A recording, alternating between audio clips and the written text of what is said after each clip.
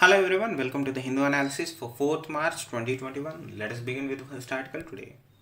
Covaxin shows 81% efficacy, also works against other variants. Now, one of the most critical point that we have heard against the indigenously developed Bharat Biotech's Covaxin was, where is the phase 3 trial data, or what is the efficacy data of this vaccine?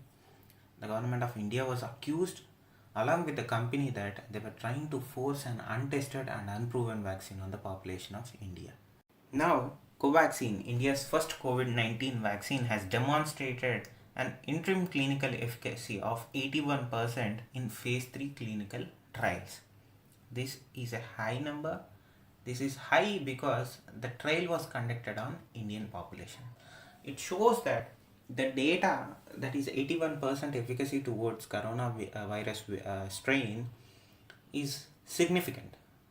Now, the vaccine demonstrated high clinical efficiency and significant immunogenicity against variants also. It is significant because it has shown results on not only the coronavirus vaccine but also on mutated strains that are circulating in India, particularly the South African strain, the Brazilian strain and the UK strain. It's a positive thing. So Bharat Biotech is the company, an Indian company. It developed the Covaxin with the collaboration with the Council for Medical Research, ICMR, and they said that in the phase 3, the clinical trial, phase 3 clinical trial, they have tested this vaccine on 25,800 participants who are aged between 18 and 98. This was for the phase 3 study, and it showed that it also included 2,433 people above the age of 60 and 4,500 people with comorbidities. So they covered their bases in terms of sample size. The sample size is huge, 25,000.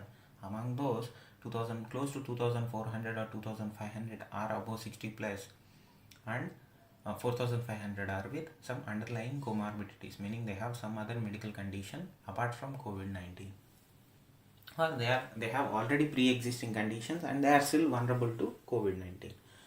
So the sample size and the efficacy percentage indicates that the vaccine is very successful in generating a response or immunogenicity response from the recipient of vaccine.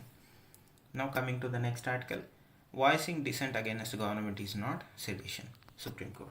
The Supreme Court in a judgment yesterday said that voicing dissent against the government does not amount to sedition. This is in particularly because this particular judgment came in a case where a person accused National Conference leader Farooq Abdullah of sedition. So if you are well aware, Dr. Abdullah is the president of National Conference of Jammu and Kashmir. He said that in Kashmir, he will get Article 370 of the Constitution restored with the help of China in a speech that he made on September 24th.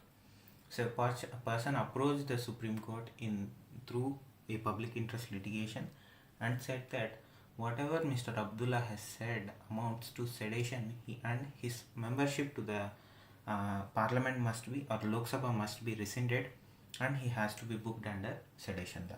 To which the bench noted that whatever the statement was made by Mr. Abdullah is not offensive and does not give grounds for sedition.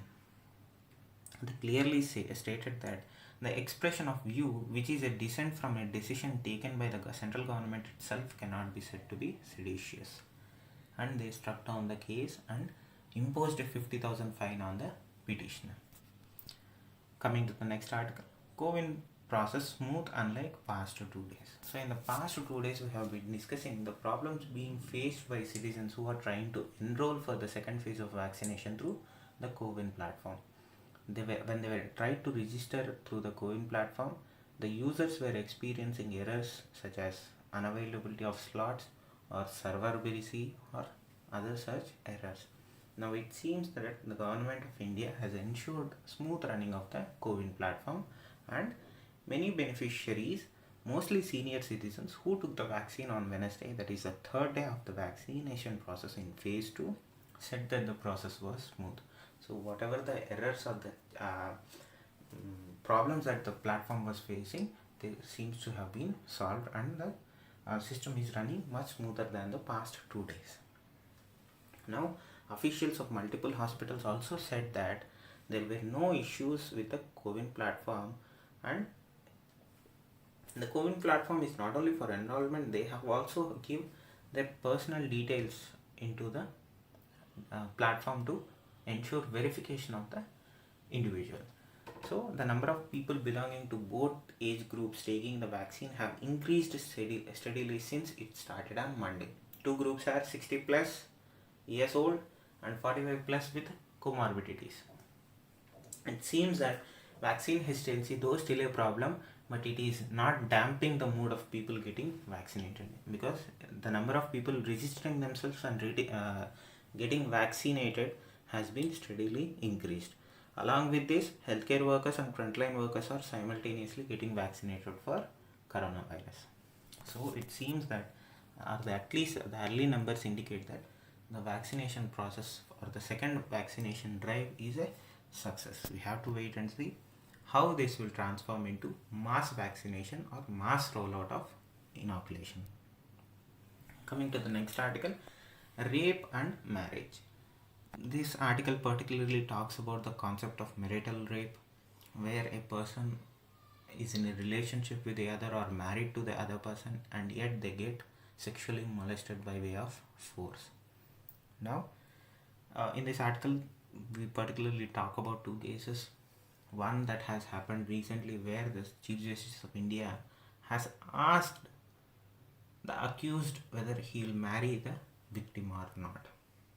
So the author finds that by offering marriage as a solution to a rape victim, the judiciary failed to protect the rights of a girl. He identifies that instead of giving harshest of the punishment to the accused, the court asked the lawyer representing the accused to find out whether his client would be willing to marry the victim or risk going to the jail. Even in that case, he was given protection against arrest in one case, and in other case, the accused was given a bail. So the precedents set by these two cases through the judiciary are not positive at all. It shows a lack of sensitivity towards women issues, or in this case the heinous crime of molestation or rape. So the author finds it very difficult that judiciary, who are the people who were supposed to protect the rights of the women, are giving out statements and giving out judgments like this, and it doesn't bode well for the equality of women in our country. The author cites another example. In other case, the bench stayed the arrest of a man accused of rape after falsely promising marriage. In this particular case, the accused has promised the victim that he is going to marry her in the future and molested her. He sexually assaulted her. After doing that, he reneged on the proposal of marriage or the promise of the marriage. The victim approached the court. Now the court is saying that, will you marry? Will you go through with the promise that you have made here? So the victim has said herself that she was promised marriage, and then she was brutally and sexually abused here. And here the CJA of Supreme Court is asking the girl's lawyer, when two people are living as husband and wife, however brutal the husband is towards the woman, can you call sexual intercourse between them as rape? That isn't a question that needs to be asked. Or the author finds it very difficult that the premier court or the premier judge in the country of India is asking such type of questions. Irrespective of the relationship between a person and the victim, the punishment to rape must be of the highest order. That is what the author says, because in both the cases the crime attract severe penalties under the criminal law. Now, when you set aside the background story, when you only consider the act of sexual molestation or rape, it attracts the highest or severest of the penalties under the Criminal Law Act of 2013. And coming to the concept of Meritor Labe, meaning the victim and the accused are related by way of marriage or any other relationship, The recommendation was not included in the Act, though Justice J.S. Verma committee explicitly said that there is need for a specific law in the case of a marital rape and another relationship between any other relationship, particularly a marriage or any other relationship between the perpetrator and the victim, cannot be a defense against sexual violation. A case in the European Union between European Union and UK clearly said the precedent that a rapist remains a rapist regardless of his relationship with the victim. It doesn't matter how they are related. The act itself is so heinous that a rapist is a rapist regardless of their relationship. Our own judiciary in 2013 has agreed that the offer of a rapist to marry the victim cannot be used to reduce the sentence prescribed in the law. The government, the judiciary should ensure that they should strive for justice to be served irrespective of the relationship between a person and the victim or the perpetrator and the victim. So this sets a sad precedence for the rights of the woman or the dignity of women when the Supreme Court, the highest court in India, is asking such questions in such delicate and sensitive cases. Coming to the next article, field trials for census NPR to begin soon.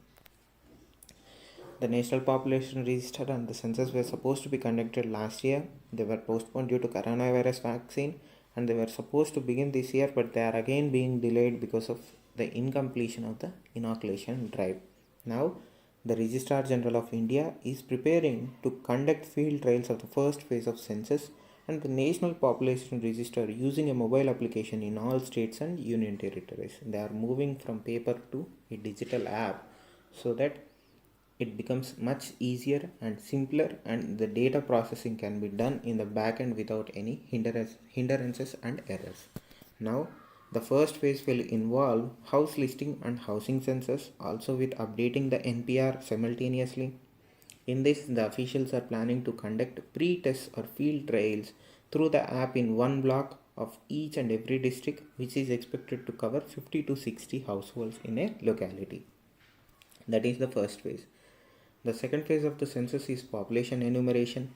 In this, the questions including such as whether they have LPG connection or access to a piped natural gas connection, whether they own a TV, radio, laptop, computer, telephone, mobile phone, whether it's a landline phone or a smartphone, and whether they have internet access to internet or not will also be questioned there. Now the trials will include using a mobile app in all union territories and states. This is according to their official app that they have developed to conduct this census. So this app was developed in 2019 and trials have been conducted since then, but they had to stop trials of this app because of coronavirus pandemic and post-vaccination drive. Now they are going to reconduct the trials in the field using the same app to find out whether any glitches are there and to try to perfect the app in the next coming days. Coming to the next article, 14 Trojans found in servers, says Minister.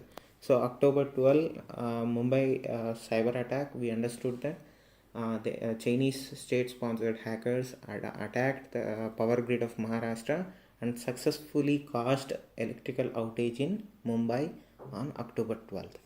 Now the state electricity minister said that they have reportedly found 14 Trojan programs that had entered the Maharashtra State Electricity Transmission Company IT servers. So it seems that whatever the US company report and the New York Times report and our own information minister's statements have been true.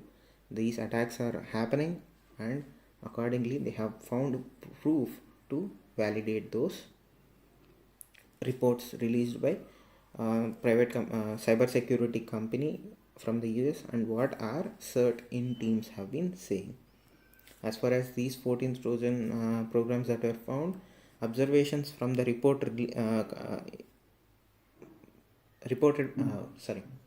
observations from the report which was released by the Maharashtra government stated that the firewalls of the information technology and the operational technology servers which are essential for power transfer were affected by these Trojan horses. So the IT security teams of the Maharashtra power transmission company and our own cyber security agencies in India discovered that they have found suspicious codes and software programs that can affect the cyber security ecosystem of the state load dispatch centers at Kalwan, and they found a way through which they have entered into the systems. As I said, the report especially the New York Times report especially talks about the Chinese hackers trying to bring down or attack our central load dispatch centers and state load dispatch centers. Here in Maharashtra, they have directly attacked a state load dispatch center. Now, the minister also noted that an attempt was made to either insert or remove around 8 GB of data from the servers using an blacklisted IP address. Now, it stands that China is actively trying to attack our critical infrastructure through malware or trojanware or viruses. So it is high time to India to deploy additional countermeasures against any other future hacks or cyber threats. Coming to the next article, vaccine can be taken 24/7, says center. Now, currently in the phase 2, there is a time restrictions for vaccination. Now the time limit is 9 a.m. to 5 p.m.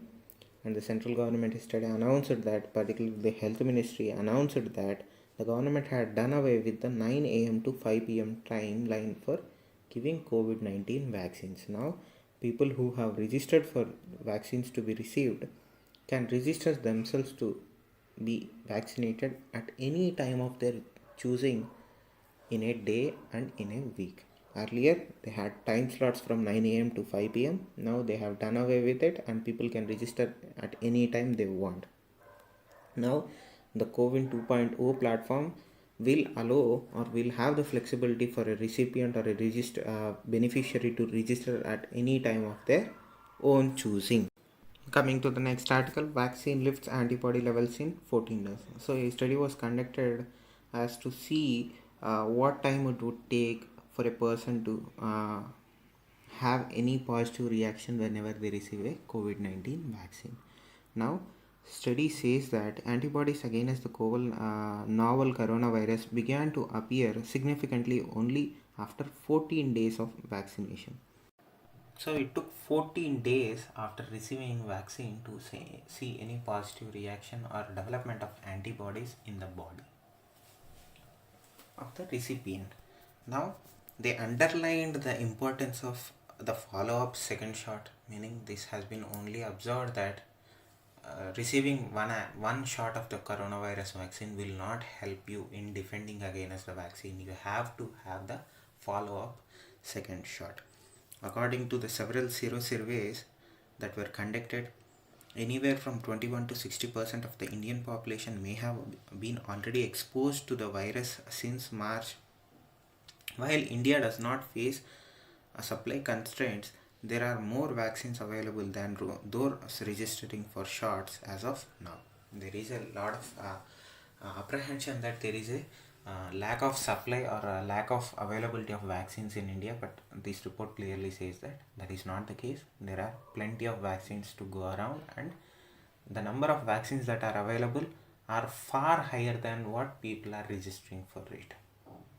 To the next article, India, 17 countries face US anti-dumping tax. So the US State Department of Commerce is preparing to tax aluminum sheet exporters from 18 countries after they determined that they had benefited from the subsidies and dumping. This includes India.